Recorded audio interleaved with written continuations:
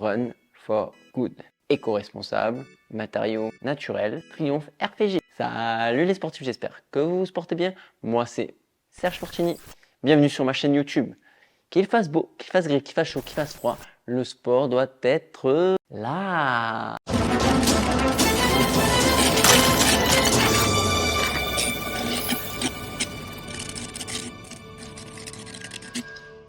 Et oui les sportifs, on va voir une chaussure qui est à base de maïs. Vous avez bien lu le titre, c'est bien ça, c'est une chaussure complètement éco-responsable. L'objectif c'est de, d'ici 2025 pour Saucony, de fabriquer des chaussures à 90% en matière naturelle et ou recyclée pour faire du bien à notre planète tout simplement. Donc il faut valider et on en profite, hein, vous avez vu le pouce, on met un pouce bleu, on s'abonne à la chaîne et on active les notifications.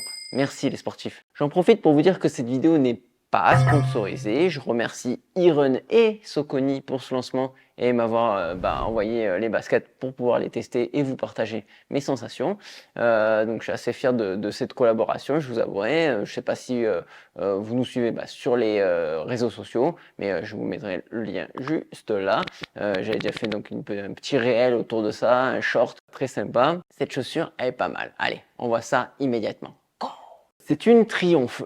Triomphe, ça fait 20 ans que ça existe, ça fait un petit moment qu'ils en sortent des nouveaux modèles. Là, ils se sont dit, on va sortir donc un modèle éco-responsable. Physiquement, elle ressemble comme deux gouttes d'eau à la Triomphe 20. Au niveau technologie, c'est la Triomphe 21. Et tout ça dans un savant mélange d'éco-responsabilité avec des matériaux recyclés. Moi j'approuve à 100%. Est-ce que quand tu mets le pied dedans, ça marche tout aussi bien? Je vais répondre à la question. Oui. Et oui, oui, oui. Tu mets ton pied dedans, t'as pas l'impression d'être dans une Triomphe différente d'une autre. Allez, un tout petit chouïa, si tu as la chance d'avoir la Triomphe d'un pied gauche, un pied droit, tu te rends compte qu'elle est un tout petit peu plus dure. Elle est également un tout petit peu plus lourde de quelques grammes. Son poids est de 295 grammes quand la Triomphe classique a 20 grammes de moins, donc ça tu t'en rends pas compte non plus. Son prix, il est identique. Donc si tu dois le faire le choix entre une 21 et une RFG, c'est tout vu. Enfin, si tu t'occupes un minimum de la planète, si tu es trailer, normalement, tu vas tout de suite te diriger vers le produit naturel. Je l'ai reçu en 42,5. C'est ma pointure habituelle de sport, il n'y a pas de problème. Quand tu la mets au pied, au niveau de la Toys Box, il y a beaucoup de place. Ça, c'est le moule Saucony. On a l'habitude. C'est vrai que c'est très appréciable, surtout si tu as le pied large. Donc, vraiment très bien en termes de confort.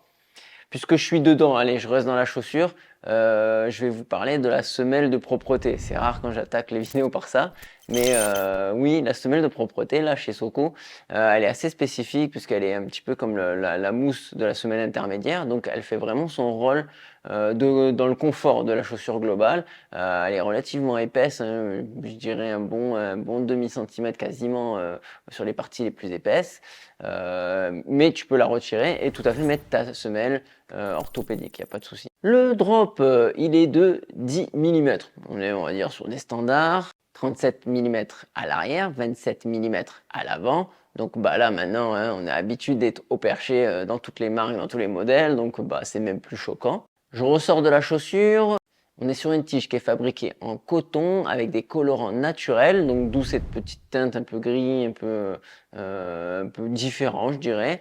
Mais c'est sympa, hein, ça rend bien en photo, vidéo. Je dirais que c'est un peu fade. En vrai, franchement, c'est plutôt sympa. C'est respirant, pas de souci en particulier.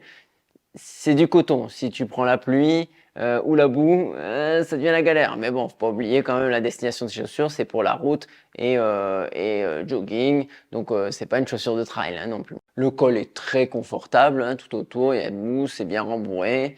C'est confort, c'est chaussons là, hein, je dirais. La languette, même combat, puisque elle aussi en mousse un peu rembourrée, classique hein, en termes de la forme, rien de spécifique. Elle est semi-emprise, les lacets sont plats également assez standards. Mais sur le lacet, il y a un gros détail, c'est ce fameux une espèce de strap, je dirais, qui va sur le côté, qui prend la chaussure globalement, et du coup, qui englobe ton coup de pied, mais alors juste à la perfection. Si tu aimes être fité au niveau du coup de pied, pas forcément la chaussure globalement, mais vraiment la spécifique du coup de pied, tu vas adorer cette chaussure. Sur la semelle intermédiaire, on est sur du Power Run Bio Plus, parce qu'il y a 55% de maïs dans cette semelle intermédiaire. C'est hallucinant, c'est rigolo. Franchement, en termes de dynamique, quand tu cours avec cette chaussure, tu vois vraiment pas la différence avec une Triumph classique. C'est très très très très confortable, ça il n'y a pas à dire.